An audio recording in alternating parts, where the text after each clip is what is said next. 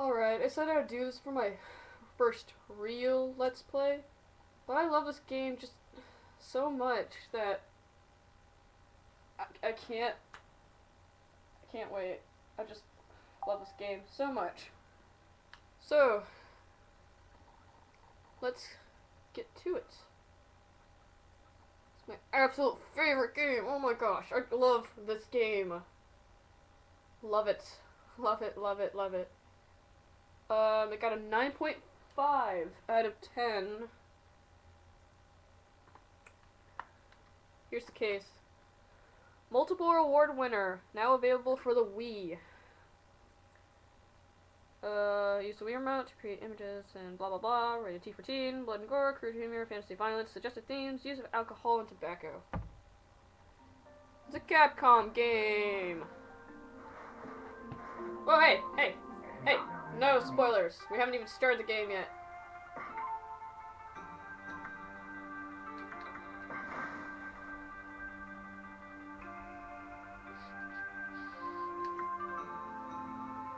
Y-axis, what?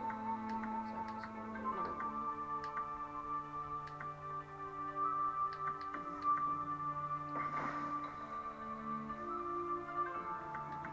This is a beautiful game. If you guys haven't owned this for the Wii or the PS2, go get it right now.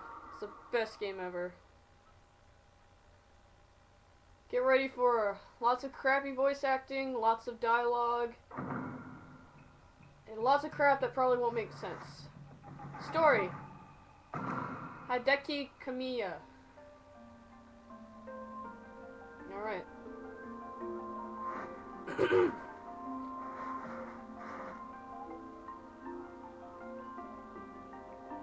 Oh, let me get little cherry petals.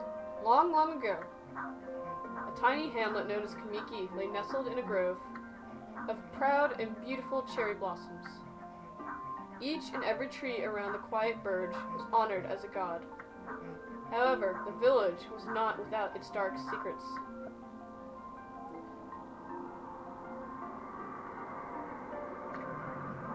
To satiate the appetite of Orochi, a fearsome cave-dwelling beast, a young maiden was offered as a sacrifice at the animal festival. With a body like a mountain and 8 heads mounted on necks the size of tree trunks, its blood-red eyes alone were said to curse anyone who gazed into them. No one dared disobey the horrific beast.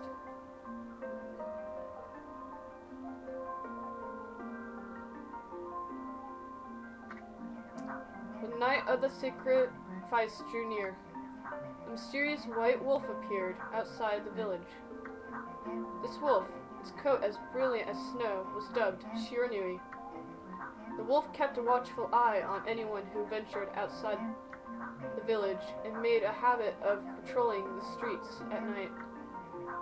People assumed the wolf to be a familiar of Orochi.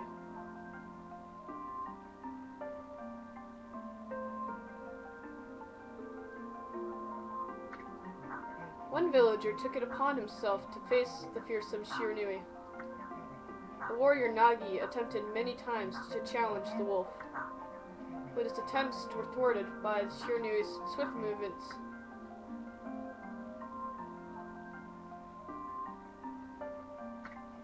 Before long, the night of the accursed festival had arrived. A white-plumed arrow heralded the coming sacrifice. Piercing the sky, the arrow sunk its shaft squarely into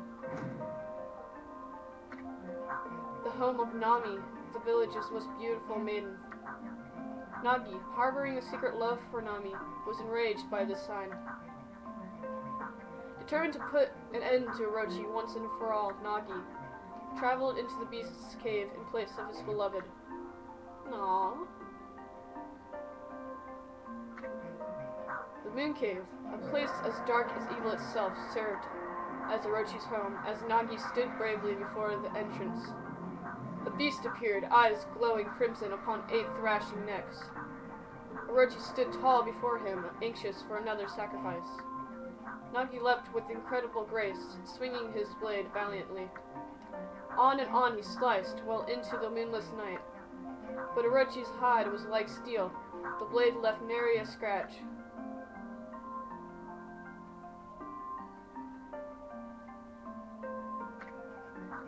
At long last, Nagi, his energy spent from the intense battle, dropped to his knees, fatigued and gasping for breath.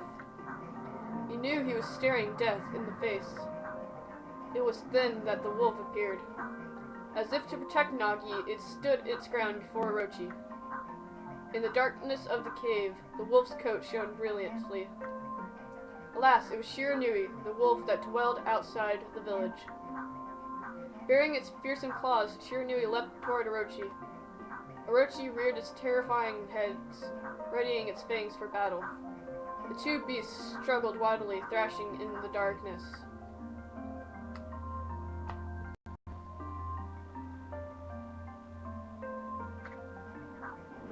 Mysterious and terrifying, the spectacle continued.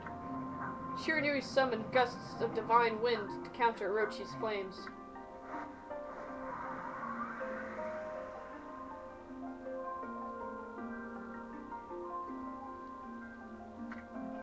As Orochi closed in on Shiranui, sharpened claws glistening, a gigantic tree suddenly sprouted forth, shielding the wolf.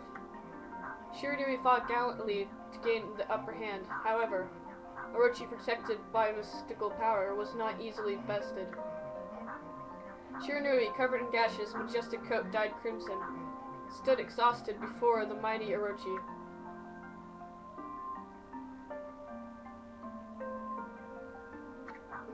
Orochi saw a chance to strike what would be the final blow. Shiranui refused to give in with its last ounce of strength. The majestic wolf gazed heavenward and unleashed a mighty howl. Suddenly, the black clouds overhead dissipated. The light from above glinted off Nagi's sword as a beacon of hope.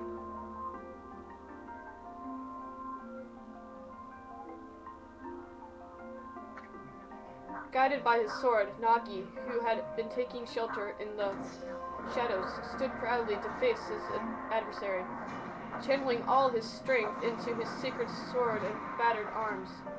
He leapt ferociously toward Orochi, his sword poised high. The golden sword danced in his hands like a puppet on a string. One by one, Orochi's fearsome heads separated from their owner.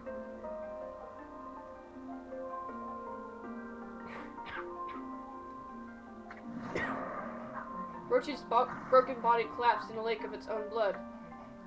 In that instant, the curse that plagued the villagers was lifted.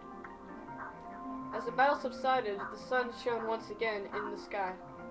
Shiranui had succumbed to Orochi's poison and struggled to breathe. Nagi scooped the beast into his arms and returned to Kamiki. When they reached the village, Shiranui was no longer moving. The village elder gently stroked the wolf's head. In response, Shiranui let out a hoarse and pitiful bark. It closed its eyes and drifted off as if into slumber. It died, smart one! Peace had at last returned to Kamiki village. In honor of Shiranui's heroic exploits, the villagers erected a shrine and placed a statue of the wolf within it. Nagi's sword was Christian Tsukuyomi, placed inside the moon cave. The villager all looked forward to an age of endless peace. However, this is not the end of the story. There's more to this tale than most people know. 100 years have passed since Nagi and Shiranui's heroic exploits. It happened so quickly that no one in the village even took notice.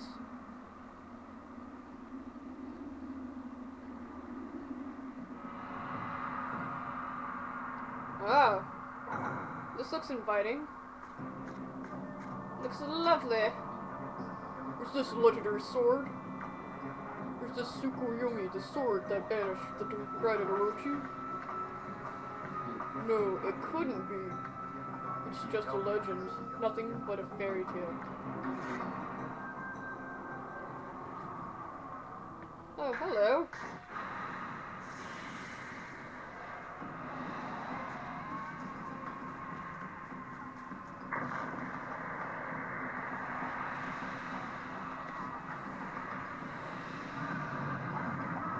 Well done, Mr. Question Mark. Well done. Oh, he who seeks power, he who has broken my bond. Speak thy words, I wish darkness unto the world. Utter that prayer unto me, and unleash my power. No, Mr. Question Mark, Question Mark, Question Mark. Don't do it.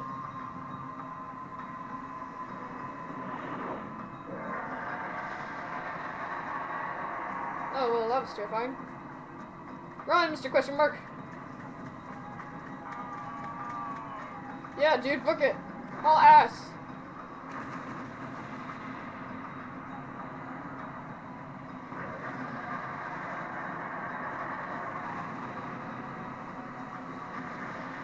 My 2D trees, no! Do you know how long it took those animators to animate those 2D trees? A very long time. Oh crap, what's happening?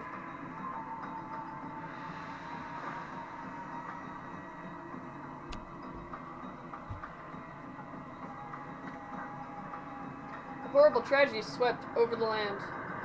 However, there was one village that seemed to escape the terrible curse. The tiny settlement of Kamiki village enjoyed the protection of a sacred tree. It is here that the real story begins. Excuse me while I adjust the camera. There we go. It is here that the real story begins.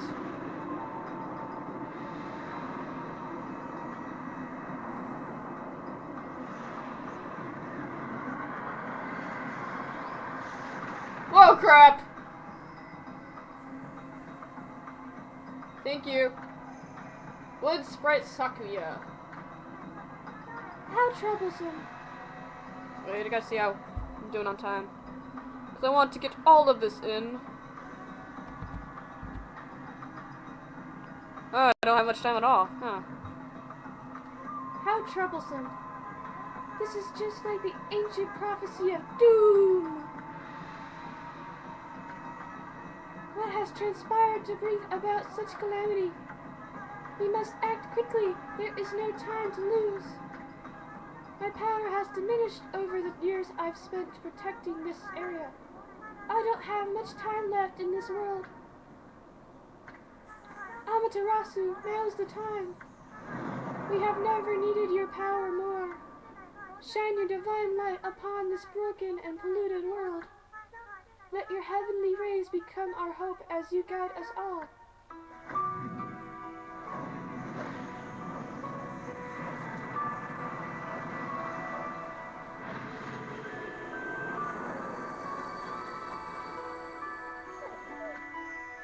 Okami Ameterasu. Oh yeah. And this is where I'm gonna end this off. See ya guys later. The beginning of the most kick-ass game in the world.